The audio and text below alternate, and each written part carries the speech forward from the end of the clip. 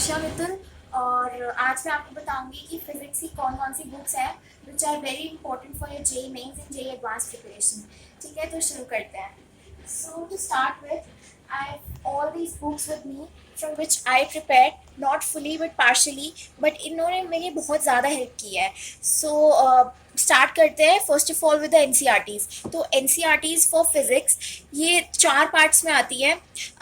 2 parts 11th के and 2 parts 12th के। तो एक बार मैं आपको दिखा देती हूँ कि एग्जैक्टली ये दिखती कैसे, ताकि आपको इनको खरीदने में कोई दिक्कत ना आए। So this one is the part second for class 11th, and this one is the part first for class 11th, or same goes for class 12th. This one is the part second and this one is the part first.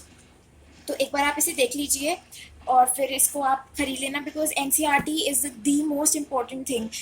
N C R T आपको board की preparation में भी help करेगी और आपके concept भी clear करेगी for JEE Mains and JEE Advance, because basic आपके स्ट्रॉन्ग होने चाहिए और वो सिर्फ एन सी आर टी ही कर पाएगी। ठीक है, तो मैं इसे आप रख देती हूँ और आपको नेक्स्ट सेट ऑफ बुक्स दिखाती हूँ।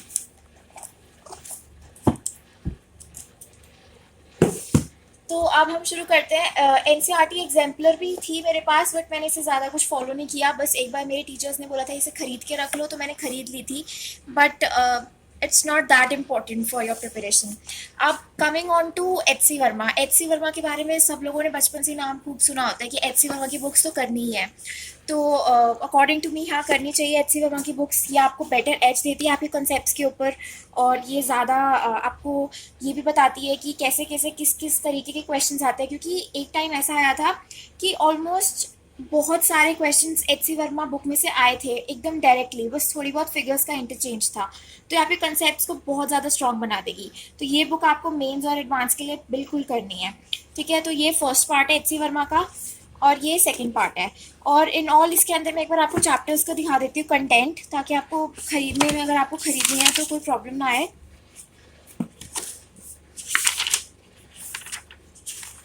सो बेसिकली फर्स्ट बुक के अंदर आपके अप्रॉक्सीमेटली 22 चैप्टर्स हैं। लाइट तक आपके सारे चैप्टर्स कवर हो जाते हैं। और आपको शुरू में ही मैं सजेस्ट करूँगी कि दोनों बुक्स खरीद लेना, बिकॉज चैप्टर्स काफ़ी अलग तरीके से दिए हुए हैं। ऐसा नहीं जैसे आपको फॉलो कराते कि 11th में कुछ कराएंगे और 12th में कुछ।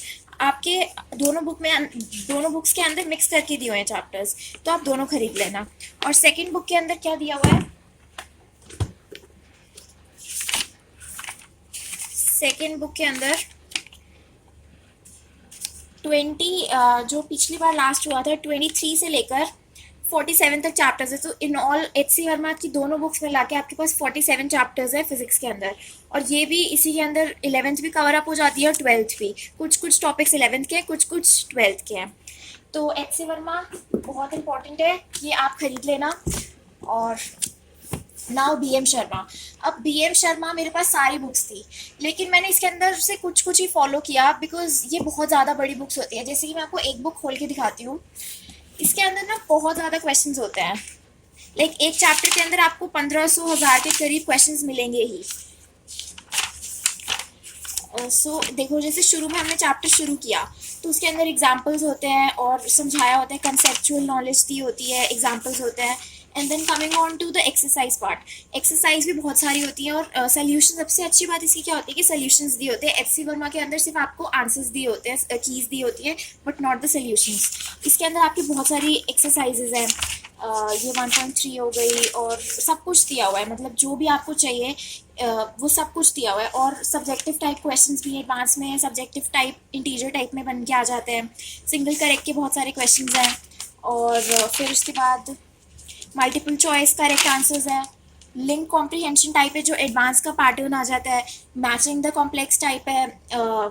आर्काइव्स हैं जो कि आपकी 1980 से भी मतलब पहले के हैं, कुछ कुछ बुक्स, कुछ कुछ चैप्टर्स में। तो ये सब है। उसके अंदर भी match the following, multiple choice. तो इन ऑल इसके अंदर बहुत सारे चैप्टर्स हैं और लास्ट में इनके सोल्यूशंस दिए होते हैं। ठीक है, तो ये बुक काफ़ी अच्छी है अगर आपके पास टाइम है और आपके अंदर इतनी पेशेंस है कि आप इस बुक को कंप्लीट कर पाओ। तो अगर आपने ये बुक कर ली ना, बी एम शर्मा या फिर D C Pandey. D C Pandey भी बिल्कुल इसी तरीके की बुक है, इसके अंदर बहुत सारे क्वेश्चंस हैं, बट मेरे हिसाब से जो ज़्यादा प्रेफरेबल है that is B M Sharma. तो अगर आपको H C Verma by chance नहीं भी करनी है तो बी एम शर्मा करके आप अच्छे से क्रैक कर सकते हो। अब the most debated book is problems in general physics, Irodov. तो this book is very difficult. इसको करने में मतलब सारे सजेस्ट करते हैं टीचर्स कि एक दिन में एक ही क्वेश्चन करो आप, बिकॉज क्वेश्चंस काफ़ी लेंदी और काफ़ी मुश्किल होते हैं.